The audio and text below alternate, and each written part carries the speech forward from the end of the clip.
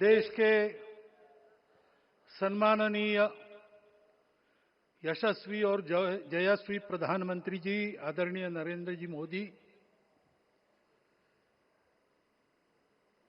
हमारे उत्तर प्रदेश के सम्माननीय मुख्यमंत्री जी श्रीमान योगी जी, राज्यपाल महोदया, मंचस्थ सभी मान्यवर, उपस्थित सज्जन, माता भगिनी,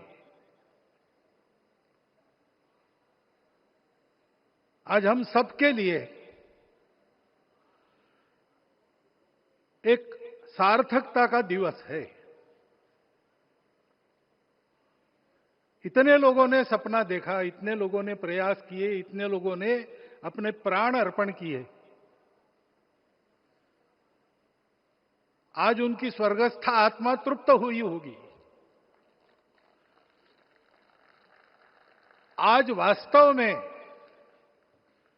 अशोक जी को वहां शांति मिली होगी।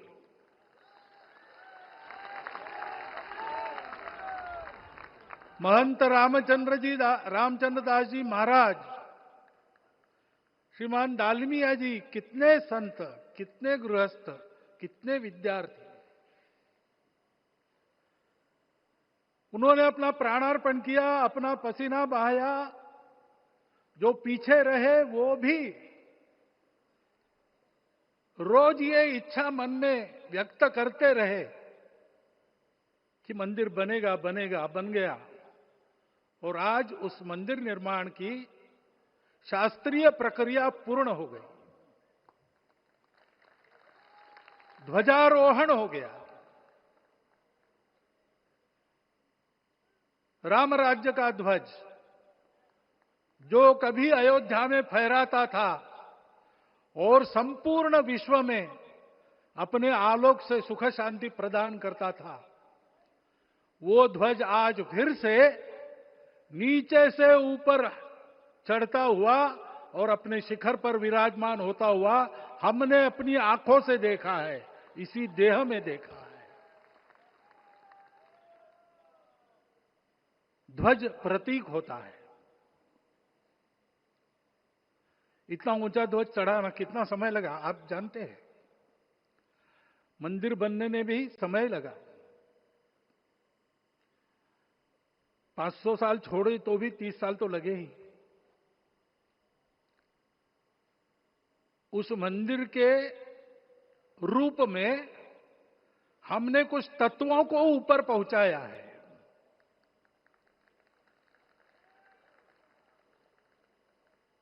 सारा विश्व जिससे ठीक चलेगा, अपने व्यक्तिगत जीवन, पारिवारिक जीवन से लेकर तो सृष्टि जीवन तक सबका जीवन जिससे ठीक चलेगा,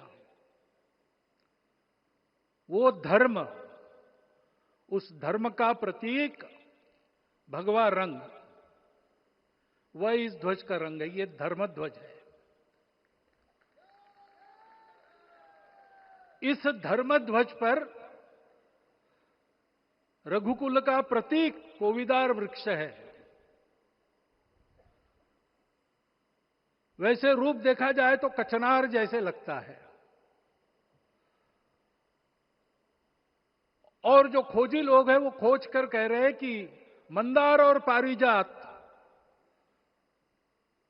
दो वृक्षों का एक तरह से संकर है। दोनों वृक्षों के गुण, ये दोनों वृक्ष देव वृक्ष कहलाते हैं।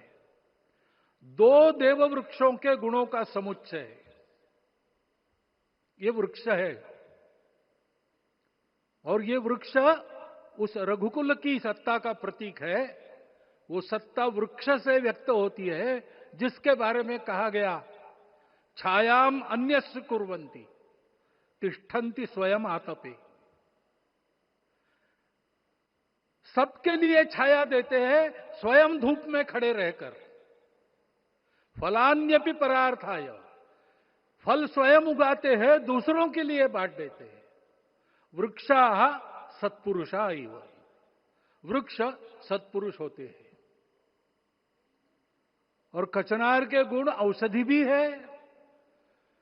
कचनार के वृक्ष का अन्न में भी उपयोग है। सब प्रकार से उपयोगी इस वृक्ष का प्रतीक हमने लगाया है। धर्म जीवन ऐसा जीवन होता है, और ये जीवन जीना है, उस जीवन की प्रतिष्ठा करनी है, इस जीवन का झंडा शिखर तक पहुंचाना है। चाहे जितनी प्रतिकूलता हो, चाहे जितनी कठिनाइयां हो, साधनहीनता हो, सारी दुनिया स्वार्थ में बहती होगी, लेकिन हमारा संकल्प है। सूर्य भगवान उस तेज के, उस संकल्प के प्रतीक है। उनके रथ का एक ही चक्र है। 4 चाक वाली गाड़ियां भी एक्सीडेंट करती है तो एक चक्र चलाना है, और रास्ता खराब भी नहीं, रास्ता है ही नहीं। अधांतर में चलो रथस्य एकम चक्रम। रथ चलाने के लिए 7-7 घोड़े, उनको नियंत्रण करने के लिए सांपों के लगाम है, और रास्ता नहीं है, और सारथी जो है उसके पैर नहीं है। ऐसी गाड़ी चल सकती है क्या? कंप्यूटर में डाटा डालेंगे, कहेंगे नहीं चलेगी। लेकिन बिना थके रोज पूरब से पश्चिम जाना आना सूरज भगवान कर रहे हैं,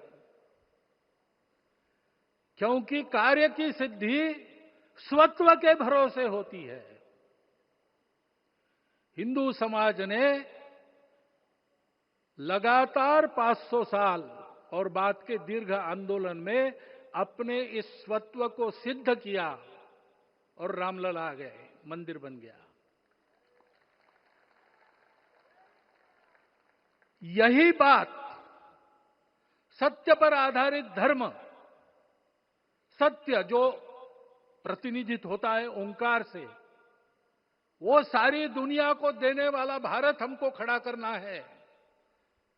हमारे इस संकल्प का प्रतीक यह राम मंदिर, उसकी प्रक्रिया आज हमने पूरी कर ली है। यह धर्म, यह ज्ञान, यह छाया, यह सुफल संपूर्ण दुनिया में बांटने वाला भारतवर्ष खड़ा करने का काम अपना शुरू हो गया है।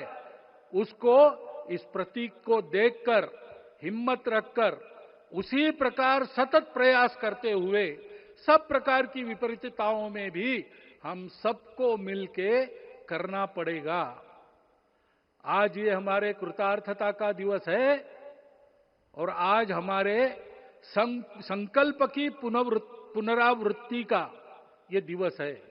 वो संकल्प हमको हमारे पूर्वजों ने दिया है। एतद् देश प्रसूतस्य सकाशाद अग्र जन्मनात्। इस देश के जन्मे हुए अग्र जन्मना है, सबसे प्राचीन है, इसलिए बड़े भाई है। वो ऐसा जीवन जिए कि स्वम स्वम चरित्रम शिक्षेरन पृथिव्याम सर्व मानवा। पृथ्वी के सर्व मानव अपने अपने चरित्र की शिक्षा, जीवन की विद्या भारतवासियों से सीखे।